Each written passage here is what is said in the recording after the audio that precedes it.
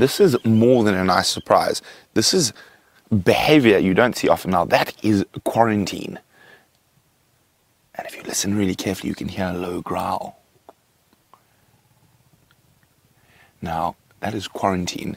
And about 40 meters away is Tingana. And they are growling at each other. Now, I find this quite strange that Tingana hasn't tried to sort out young quarantine.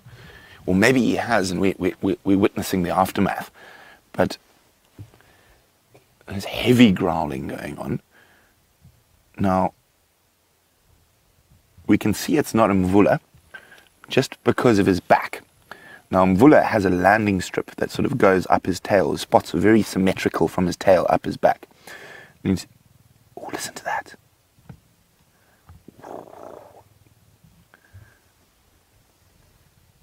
That's Tingana growling.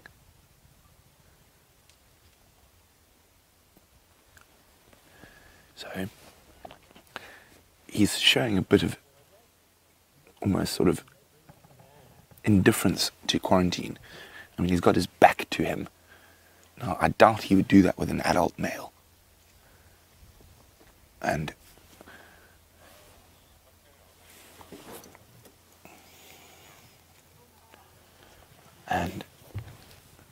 quarantine is growling back, but not quite to the same timbre.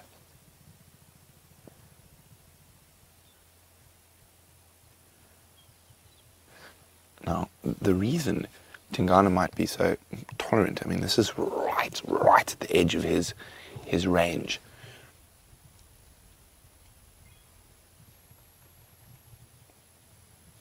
Now, oh, heads up. Oh, there's zebra just behind him. Yeah, look up a bit. There's zebra walking towards a 3-in-a-row pan on cheetah plains. Now, that's a bit big, unless there's a baby for the leopards. Oh, quick, this side. He's just stood up. Oh, look at that. Isn't that a fantastic shot? If he looks back at us with that buffalo skull. Now, it's going to be interesting to see whether he decides, now that Tingana's not watching him, to slink away.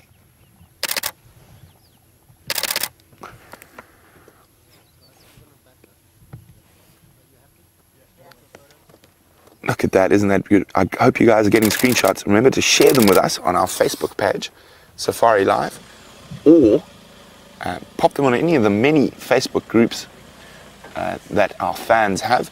And if we look carefully there, you can see that the soil attached to his jowls, his bottom jaw there. And that's from growling, and he's been salivating a lot. So when he's laid down, the sand is stuck to him. Now, we've seen this with Karula and Shadow before, that they salivate a lot when they're arguing. Oh, my goodness. Isn't that... I know, everything is happening. Out of nowhere, this beetle bounced off my face and landed on my finger. I'm not quite sure what type of beetle it is. Ooh. Sorry, forget the beetle. The growling is going on. He just lifted his head. Now, I'm sure you guys can identify. I'm not 100% that it's Tingana yet. It's definitely not Mvula. I'm trying to have a look. It does look like Tingana, but we are quite far away.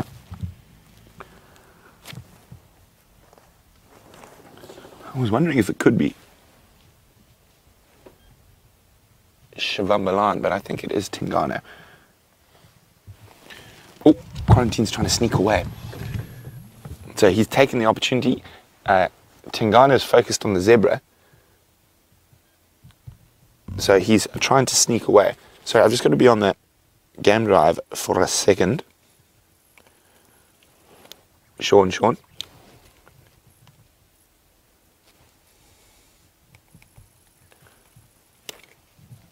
Okay, guys. Oh. Watch Quarantine. Now just to the left of him, walking up the road, right towards him. And you can see his behavior. He's sneaking around. There's some zebra. Now, the zebra have spotted him.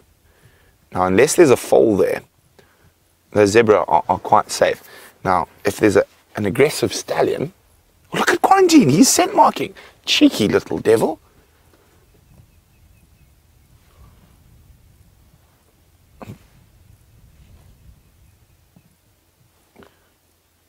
He scent marks, then looks back to see if Tingana's reacted, which he hasn't.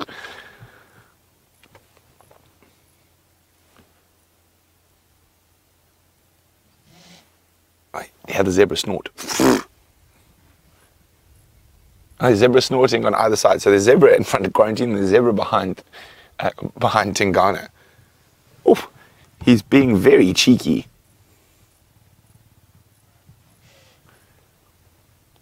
See, he's now given himself a little bit more distance. Now he's growling back. Well, Terry's wondering if Quarantine and Tingana aren't brothers. They're not related, in fact, as far as I know. But his brother has been causing, or Quarantine's brother is Kunyuma, who has been causing a lot of havoc down to the south around the Sand River.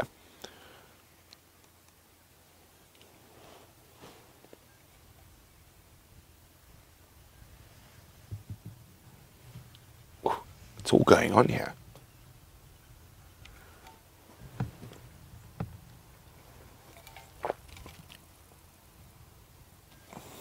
Sorry guys, I just need to be on the radio. If it sounded like Sean was trying to get hold of you.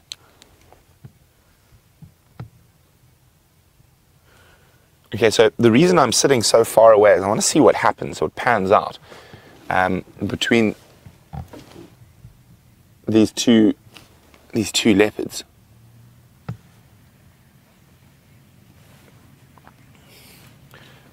So the zebra have spotted and have snorted and they've actually moved away. Yeah, there's actually a foal. That's even a big foal for leopards.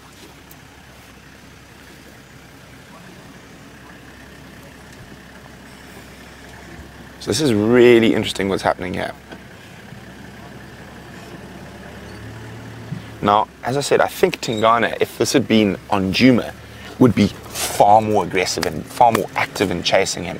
But because it's right on the edge of his home range, he's not. Let's go have a closer look at Mr. Tingana. And I just want to confirm that it is Tingana. I'm pretty sure it's not Mvula, looking at the ears.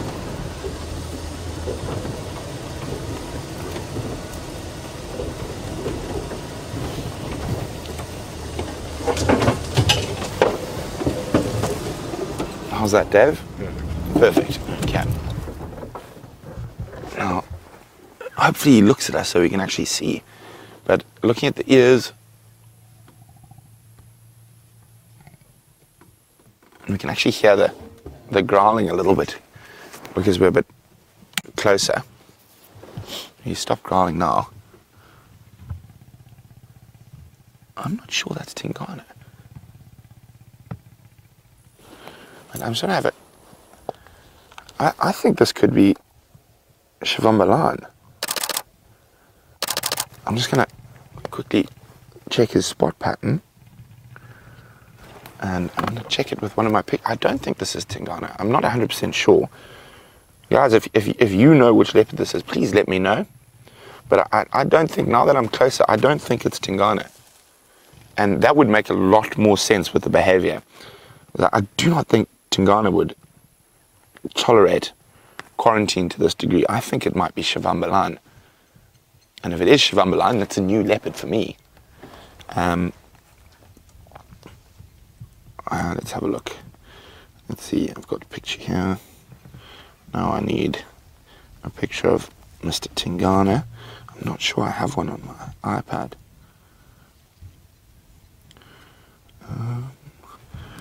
There's... Oh, you can hear that growling.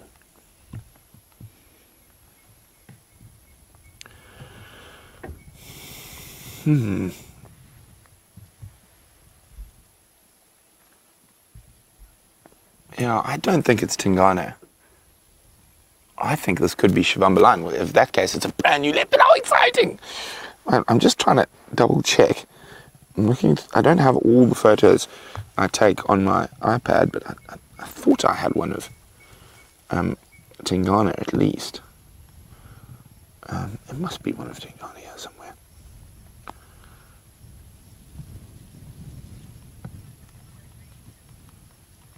And so it sounds like our leopard experts out there think this is Xivambalana.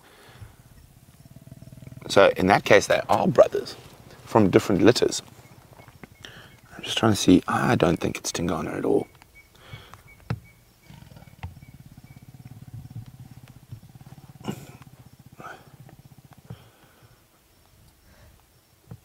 You can hear all the zebras snorting.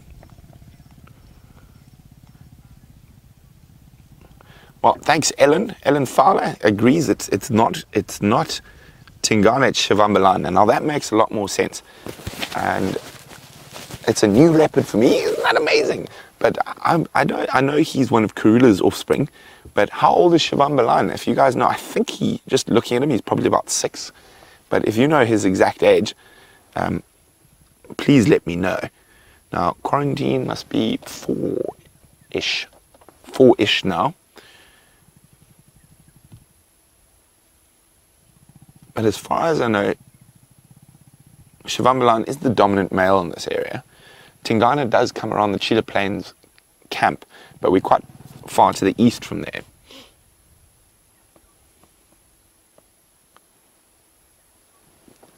Oh, look at that, he's a nice big scar on his nose. So it looks like he's got a 3-2 spot pattern. Can you guys hear that? Can you hear it, Dave? Yeah. That low growl. Yes, no, he's definitely not the same size as Tingana. And when he sits up like that, look at the size of his neck. I mean, you can see he's a big male, but he's definitely not 8-9 years old, which I think Tingana is.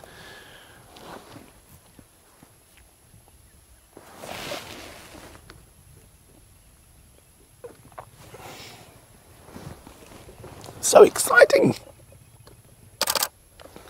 So these are my first pictures ever of Xivambalana.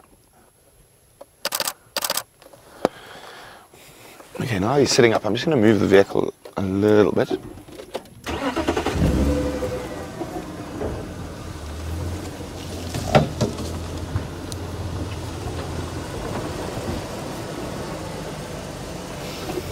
Okay, so while we reposition, let's go to James, who's atop a terma terrier.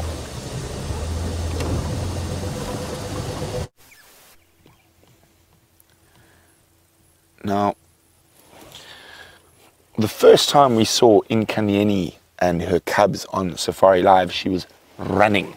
And she was running from quarantine, and there's a possibility that one of her cubs has been killed. And the most likely culprit, we are looking at him right now. Oh, excuse me. So, Xivambalana was seen mating with Nkanyeni, so there's a strong possibility that he could be the father of those cubs. But since quarantine's been in this area, he is probably the most likely culprit if one of her cubs have been killed. And she has run from him a couple of times that I've heard of since we've got to Cheetah Plains Traverse to the north of us on Nkoro. And about 70% of leopard cub mortalities are from other male leopards. And a male like Quarantine is sort of the normal sort of culprit to that. So he's a dispersal male. But the way he's behaving at the moment, it looks like he's trying to set up territory here around Cheetah Plains, but he is a little bit young. And normally 5-6 years old, but attitude's everything. So it could be the fact that his attitude, so not always the biggest animals hold the best territories. It's generally the most aggressive with the cats. What? Have we got movement? Right. Sorry, no, I'm just trying to see if the other leopard's moving. I can't see.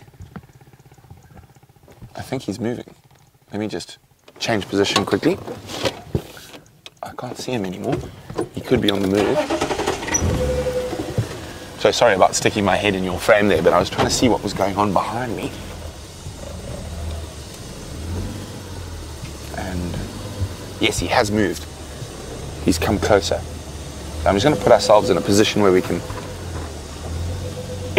if there happens to be a chase, we'll be in the right spot. So we've got Mr. Quarantine just to the right here, and now if we follow my hand, oh, I can't go that far. There. There he comes. Oh, now this is going to be interesting. Now, this is going to be very interesting. How is Quarantine going to react? Is he going to stand up to the challenge, or is he going to skedaddle? Look at that. Oh, Mr. Q is taking his cue. But he's trying not to move too fast. He's like, I'm not actually moving away from you. I just felt like getting up.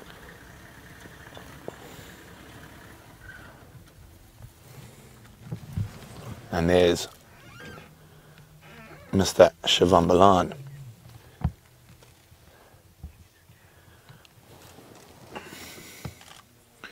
Now he's got a full belly, and Quarantine's got an empty belly. Okay, this just come wide, Dev. So Quarantine's scent marking, and just stay a bit wider, because if he goes, okay, that's good. So Xivambalana's about 30 meters away now. So if he runs, which he might do, let's come maybe even a little bit wider there, Dev. So he's on the edge of the road right there, and it's just try to keep them both, because what I think is going to happen is Xivambalana's going to try to get himself into a position where he can charge.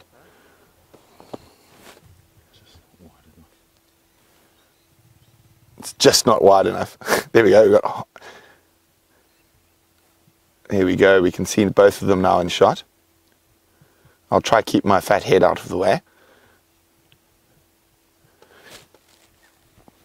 See, Quarantine's being quite clever. He's saying, well, I'm walking away, but I'm not actually. But he's doing the same as a lot of animals. He's taking an oblique approach. So he's walking alongside, but actually extending further away. There we go. You can see him just disappearing edge of frame. So he's managed to put himself. He's managed to put himself in a safe position. So it's too far for Xivambalana to charge. Sorry guys, just going to be on the game drive radio for a second. Standing by, Mike.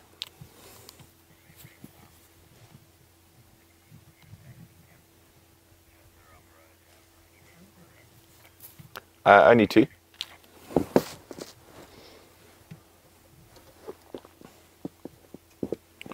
No problem. So now we've got decisions to make. So what also Mr. Quarantine is doing is he's putting a river system between himself and the other male. But he is still showing a bit of cheek. So I think if Tingana had been here, Mr. Quarantine would be sprinting for the opposite direction. He wouldn't be behaving like this.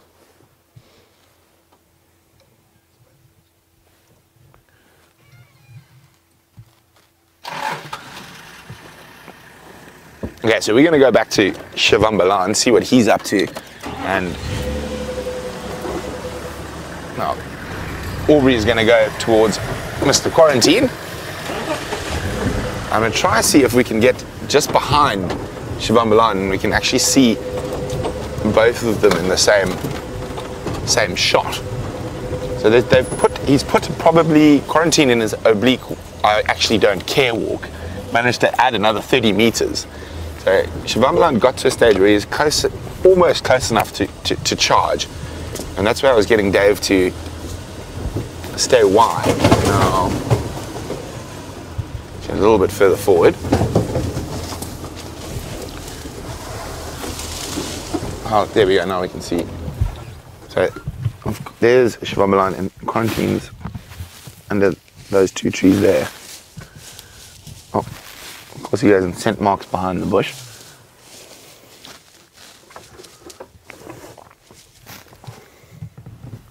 Now quite often, a lot of male leopard fights, and I use fights with inverted commas, are like this, scent marking and growling over a decent space that they don't actually have to physically attack each other. Now when they do, it is very, very violent. Female leopards are actually more prone to fighting than males. males like to almost play a similar game to the nyala, who's the biggest and prettiest. And of course there's serious problem if they injure each other. So that's why male leopard fights, obviously, and I remember last year with Scott, we had Tingana and Anderson doing very similar behavior to this. Growling, scent marking. I just remember being very jealous that I wasn't there.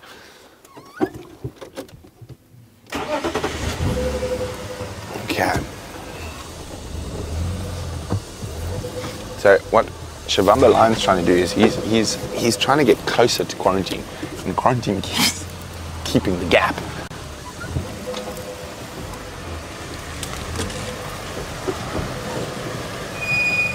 So while we just try to get ourselves in a good position again, let's go see how James is faring on Shank's pony or zebras.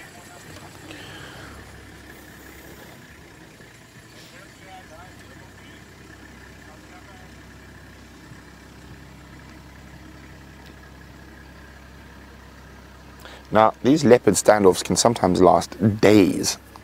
I've seen one between two big male leopards go on for about 3 days.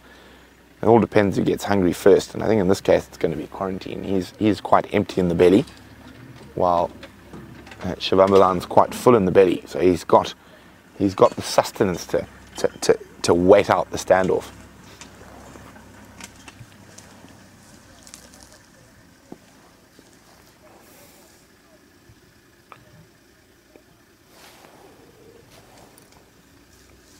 Hello, Mr. Q.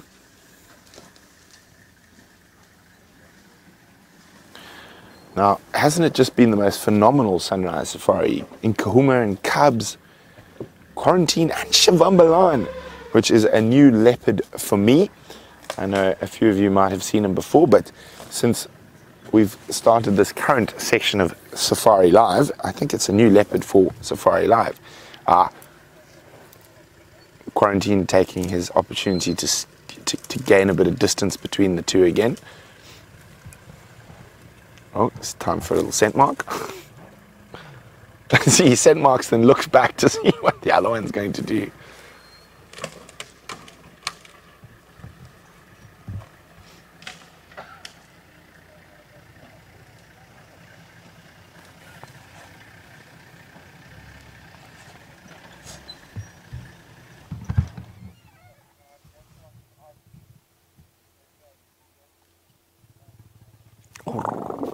Yes, very brave and very big, Mr. Q. So if they actually had to have a tussle, I think Xivambalana will have the upper hand with that 2 years more of growth. While we sit here to see what pans out between two of Karula's princes, let's go see what James has got on foot. M-Drive radio.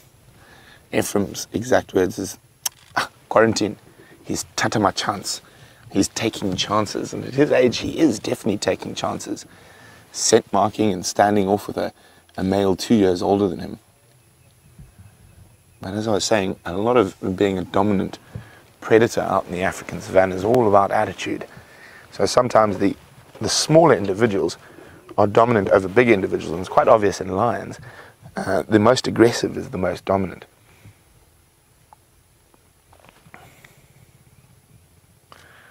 Now this little standoff has probably been going on for some hours already, and it's probably going to continue on for some hours.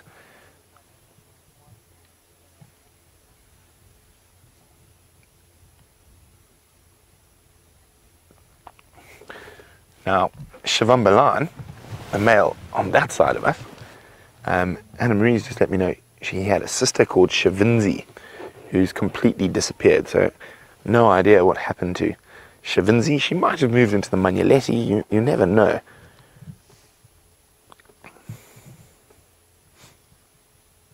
But this is the first time I've seen two of Karula's previous offspring together. And there isn't too much brotherly love being shared.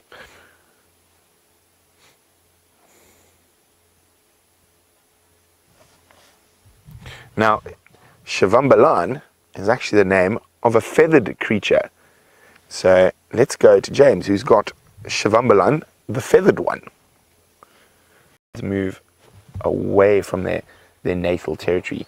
It's an instinctive response to try curb inbreeding.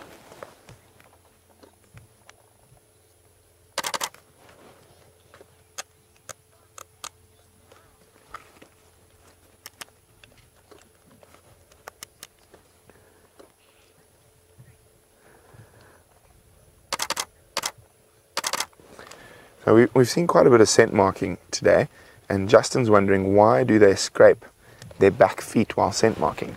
So the reason for that is it turns over the soil, and there's a slight bit of dampness in the soil, and it enables their urine or scent mark to the smell to last a little bit longer than it would if they just urinated on the open surface.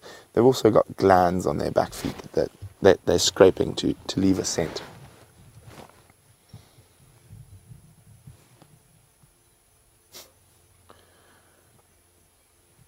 Now, as I said, I think this little standoff is going to go on for the majority of the day. But isn't that fantastic? What a morning. Lion cubs, 2 male leopards, not just one.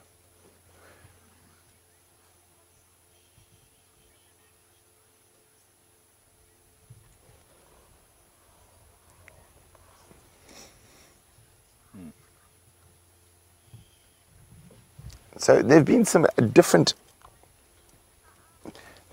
answers to the baobab quiz we started earlier. Mongoose, African killer bees. Now, just quickly on the subject of African killer bees, is that every single honeybee in Africa is what you would classify as an African killer bee. So it's our normal honeybee out here, but they are not. Safari Dean was spot on. It is fruit bats that pollinate, buffalo, that pollinate baobab trees. There we go.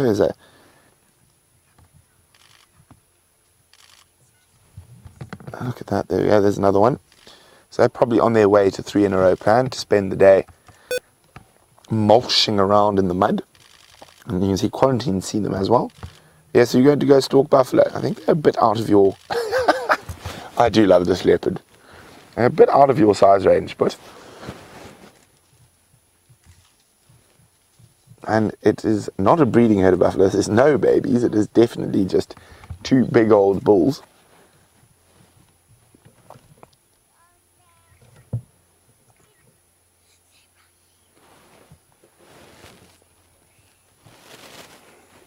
So around 3 in a row pan at the moment, there's a massive animals.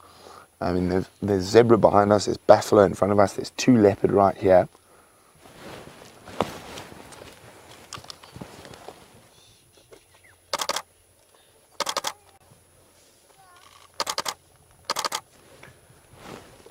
Look at that. And he's going to say hello to William on the tracker seat. Oh, is it William? Yes, it is William. Say, hello, William. There we go, William's waving. There we go, big smile from William, who's Aubrey's tracker. There we go. Here's William in Quarantine. So I'm not sure what Quarantine's up to at the moment. I think he's just going to have a closer look at the buffalo.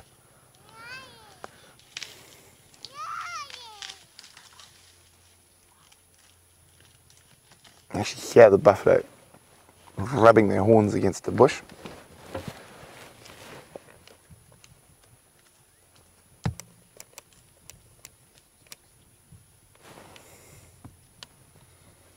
Oh, he's actually going closer to Xivambalana at the moment in expecting those buffalo, and Xivambalana has just got up. We don't have a good view of him, so let's just stay with Quarantine there, Dave, sorry. Xivambalana's moving through a thicket. If I think something's going to happen, I will inform you. So there we go. So Dave's with Quarantine. I want to keep my eyes on Xivambalana. Now, this is quite interesting because they're both moving towards the buffalo, who's oblivious to their presence at the moment.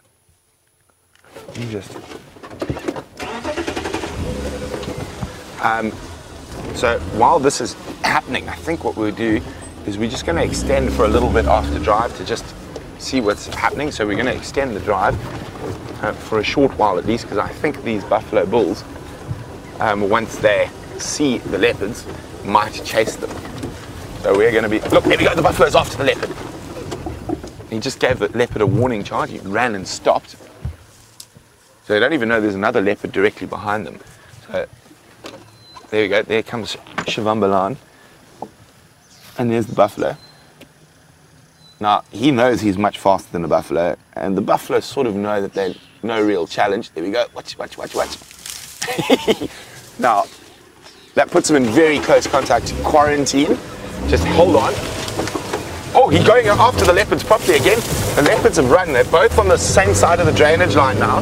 So just hang on. There's Quarantine. Quarantine's run away. Now Xivambalana is following him.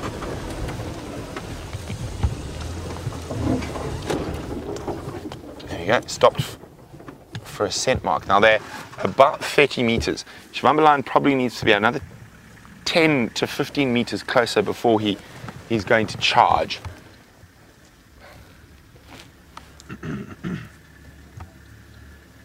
So the buffalo is actually sort of sped up the process. Now Quarantine's scent marking, and Xivambalana's lying down again.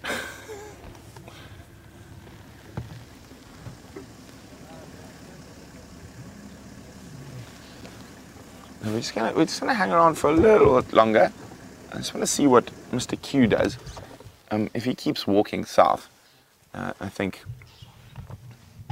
well, we can see who's dominant already in this scenario, and it's definitely Xivambalana.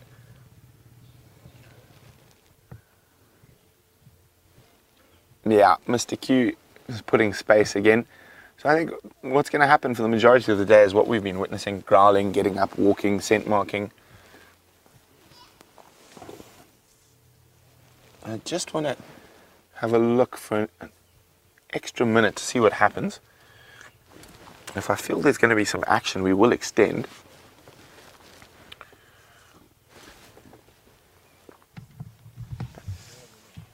You can see it's not that normal little flick of a leopard's tail, and it's going side to side, quite impressive.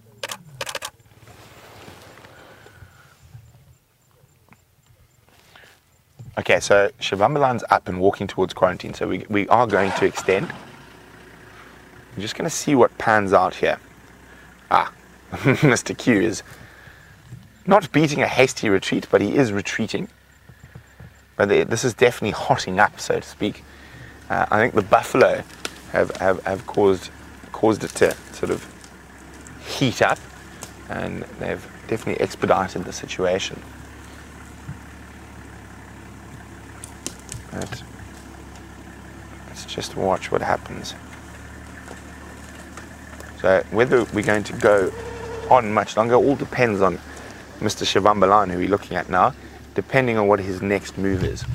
He's walking, we're staying. So if he's on the move, we're staying. Quarantine is now moving further away. So now it's almost like neither of them want to lose face. Well, in Quarantine's case, he doesn't want to run away, but he's hungry. He wants to move away, but Xivambalana's going to keep shadowing him. And you might find sometime during the day, you might take the chance if Xivambalana's snoozing to run away, or slink away is probably a better word.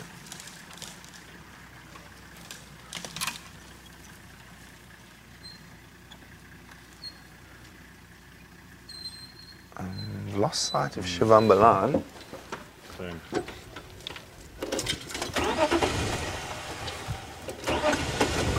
Safari Dean spot on. These leopards are about as aggressive as Inyala, and they really don't like to physically fight unless they really have to. And there he is, and you can see this bout of growling and whatnot has caused a little bit more excitement, as you can see the saliva when he turns his head back towards us.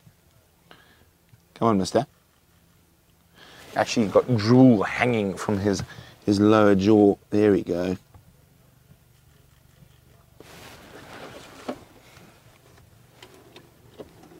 Now the distance between the two leopards is closing. It's about 30 meters. And so we've got Xivambalana right here and Quarantine's just over there. Let's go off to the side here.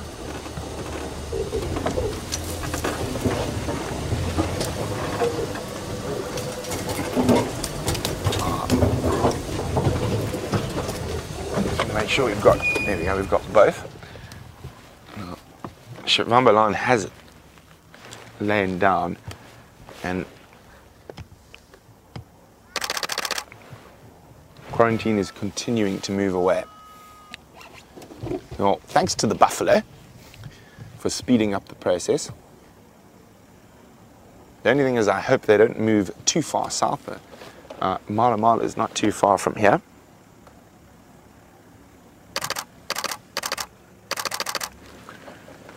But well, I think we're going to, Quarantine's lying down as well, and so is Mr. Xivambalana. I think they're going to stop for a bit of a respite, a bit of a standoff. So from myself and Dangerous Dave, it's been an absolutely spectacular morning, and I'm really happy we got to share it from you. But stay tuned, because we'll be back in a few short hours for the Sunset Safari. So toodles for now.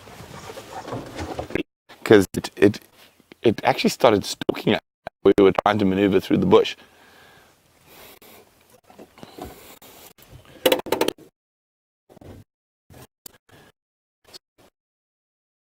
It's a little effort. Look how tired. It's a tired kitty. So as I said, if you want to know how big these lion cubs are, they're about the same size as a domestic house. Except even a cub this size, if we got into an argument with a domestic house cat, it would. Oh, it's just too gorgeous.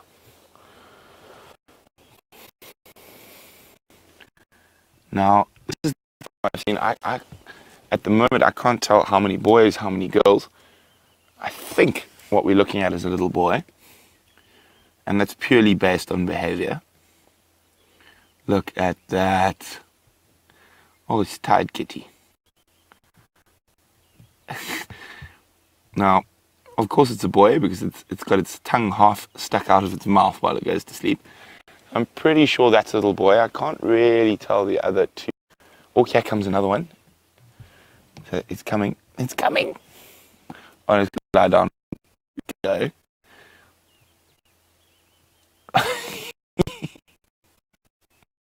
Oh, they are just too wonderful. I'm so happy that I decided to leave Torchwood and decide Juma was the place to be. Oh, I'm going to chew a stick. So of course they are teething to a degree. They're going to lose their milk teeth quite quickly. And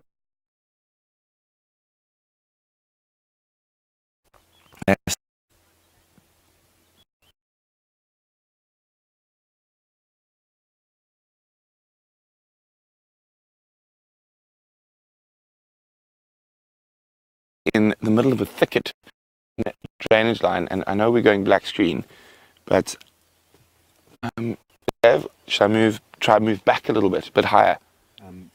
Yep. Okay, we're just gonna try move back a couple of centimeters. See, now this is very important. You notice they reacted when I started the car, but I'm gonna let the car run for a second. And here we go. You can see naughty little monsters. Just try to go back a tiny bit. Move when I touch the branch. Ooh.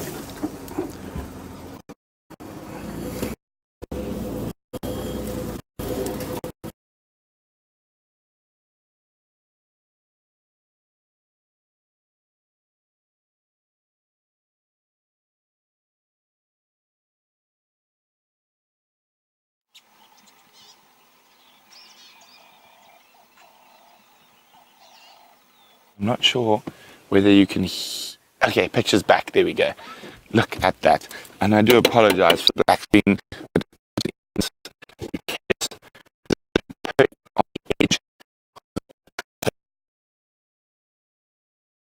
time with these little guys. If you hear my camera clicking away, it's just because I can't help myself.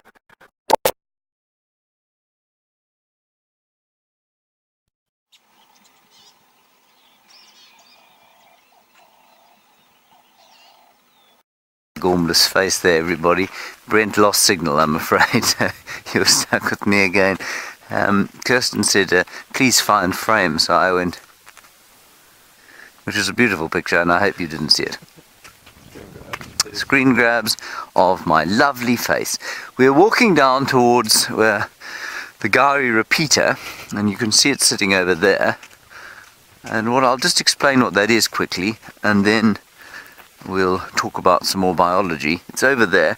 It's a tower on which there are a number of important pieces of equipment that allow us to be able to send you a high definition signal from the middle of the African wilderness.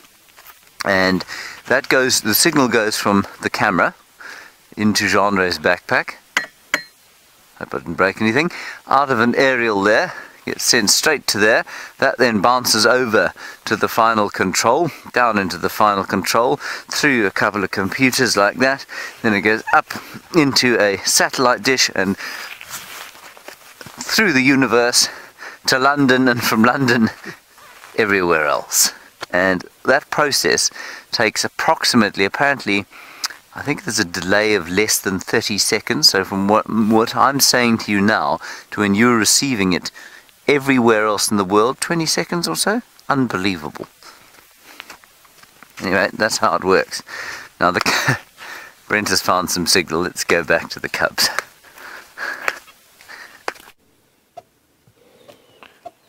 So that's Mom there, and we do apologize, but she has chosen a wonderful spot for the cubs.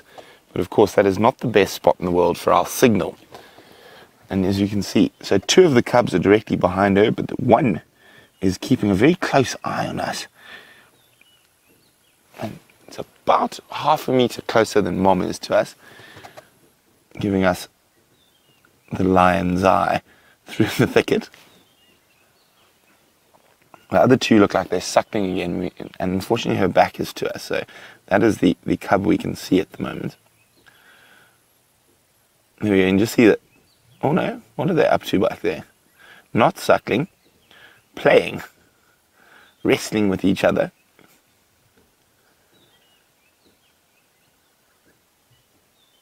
Look, so glorious.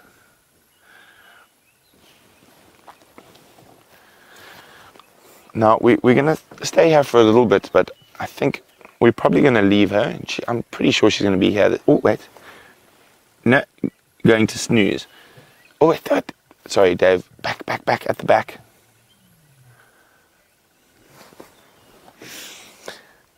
Now, James has apparently named these cubs Jerry, Louise, and Kirsty. And I think there's a male involved, so it's going to be a bit interesting. He's going to have he's going to be confused. We probably could call the male Jerry, but Jerry is obviously Geraldine. Hello. Now that's the one I think is a little male.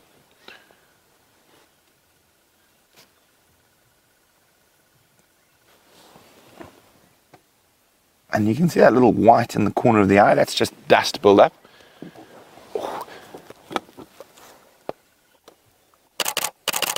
Oh, I can't help myself. Clickety click, click, click through the bushes.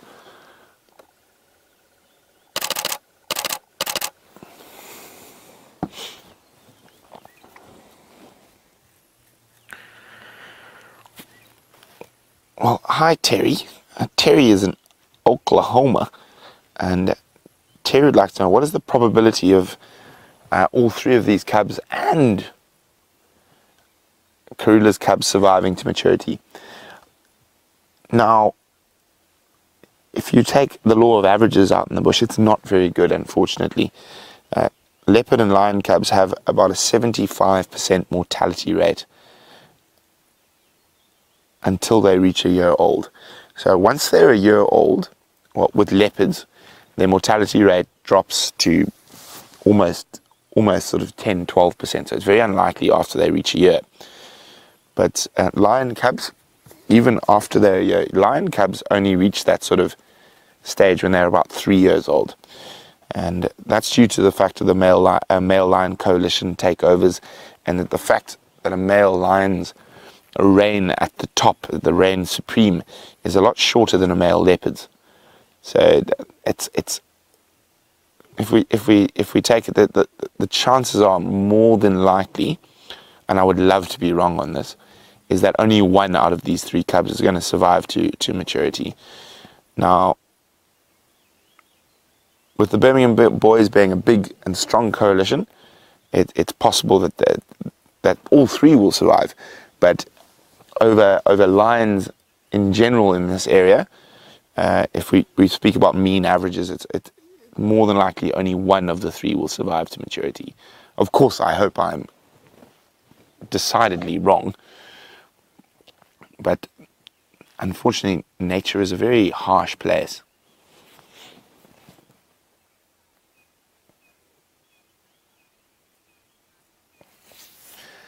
Now, Michael's posed a very, very interesting question. What would happen if the Birmingham boys found these cubs without the lioness? Would they know that they're theirs?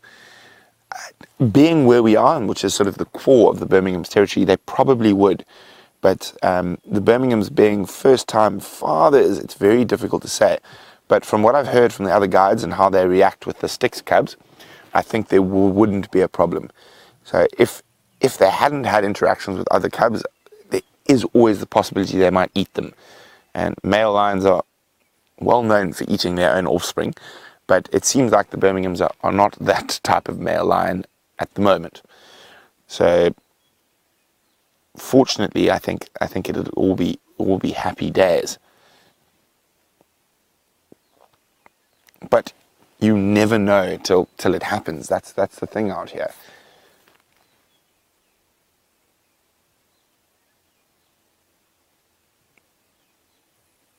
I mean, what a way to come back from leave. I mean, in Kahumas and male lion last night, and then I'm just absolutely ecstatic to be able to see these little delectable monsters. And Safari Dean's wondering at what age does the male start outgrowing his siblings? Probably around now we might start noticing a slight difference, but in a month or so it'll be a very noticeable difference. Well, not very, but you start getting taller in the shoulder, and from behavior it's generally the best way to tell. Now I'm by no means sure that it's one male and 2 females.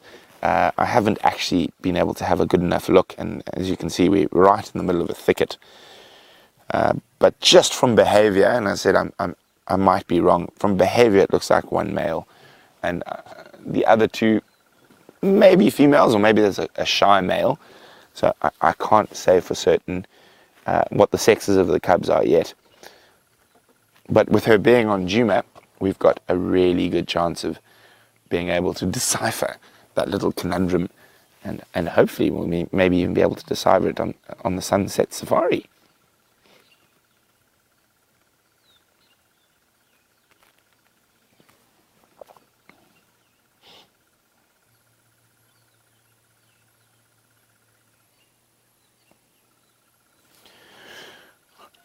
Hello, Jennifer. And Jennifer is wondering about incest in lions, and will male cubs mate with their siblings? Males, given the chance, will mate with their mothers, believe it or not. And incest in big cats is actually not that uncommon. And with lions, they can inbreed for up to sort of 6 generations without any medical defects or problems. But after that, it becomes a very big problem. You start getting stunted growth and very strange things like that. But in an open system like this, which we open to like 8.5 million acres of Greater Kruger National Park and Transfrontier Park, that the genetics move around enough. So it's very uncommon for a male lion to stay for multiple generations. So normally, and if we look at the Matimbas, who used to be the dominant males in this area, when their current set of cubs with the Nkuhumas, which is now the female who started mating, so she's just under 4 now. So male lion tenure sort of only lasts 4 or 5 years, and in very extreme cases it goes longer than that. And in that way, it's how that they stop incest, that a new bunch of males sort of come in on average, it's not obviously not an exact science, every 4 years, and that sort of stops incest. But in rare cases they do mate with their daughters, but it's not as big a problem with lions, and especially not in an open system like this. So it looks like the Nkuhuma little family is going to sleep, and we're probably going to try find a way out of here shortly. We're just going to leave them be for a while. Mom's asleep and all 3 cubbies are asleep. Oh, Mom's just lifted her ears when I said she was asleep. And don't think we're going to see too much more movement here at the... I think it's a little moth, to be honest.